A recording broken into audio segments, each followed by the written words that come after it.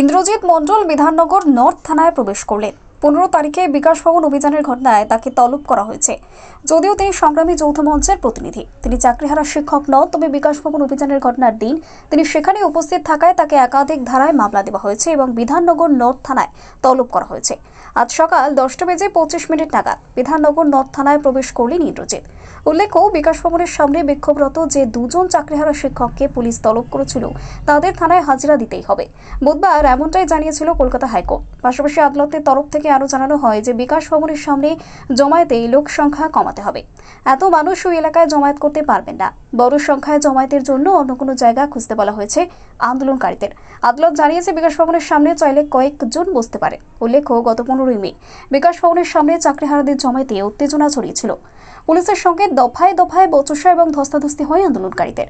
একটা পর্যায়ে বিক্ষুব্ধরা বিকাশ ভবনের দরজা ভেঙে ভিতরে ঢুকে পড়েছিলেন। পরে দরজায় আলাদা করে তালা ঝুলিয়ে দেন তারা।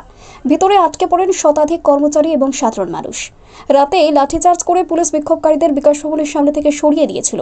সেদিনের ঘটনায় সরকারি সম্পত্তি ধ্বংসের অভিযোগ এনে কয়েকজনকে তলব করেছিল বিধাননগর উত্তর থানার পুলিশ।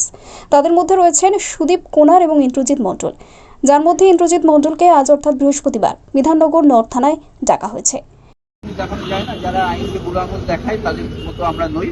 আইন যেভাবে চালাতে চাইছেন আমরা আইনের পথেই থাকবো। আর পুলিশ যেভাবে সহযোগিতার কথা বলেছেন আমরা সহযোগিতার হাত বাড়াবো। সেই কারণে এই আন্দোলনটা দেখুন, মনে করি যে এই আন্দোলন দীর্ঘায়িত হোক বা না হোক, এদের চাকরিটা ফিরুক।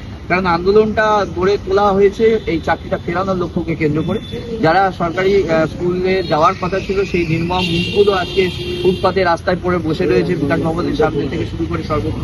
তো আমরা মনে করি যে শিক্ষক হিসাবে একজন শিক্ষক শিক্ষিকা শিক্ষা কর্মীদের প্রতি যেভাবে অন্যায় চালিয়ে সরকার আজকে পর্যন্ত কোনো রকম যোগ্য অযোগ্য তালিকা প্রকাশ করেনি, তো আমরা চাই সেই তালিকা প্রকাশ করে দিক বা সরকারও এদের পাশে এসে দাঁড়াক। আমরা গতকাল বিজেপি পার্টি অফিসেও গিয়েছিলাম, সেই সঙ্গে কংগ্রেসের সদর দপ্তরে গিয়েছিলাম, মোহাম্মদ সেলিমের কাছেও আমরা গিয়েছিলাম, বৈঠক করেছি, কথাবার্তা বলেছি আলিমুদ্দিন স্ট্রিট। তো সেক্ষেত্রে আমরা দেখছি যতটা করা যায় এদের চাকরিটা বাঁচানোর একটা প্রধান লক্ষ্য, এছাড়া এটাই। ব্যুরো রিপোর্ট, জজবা 24 বাংলা।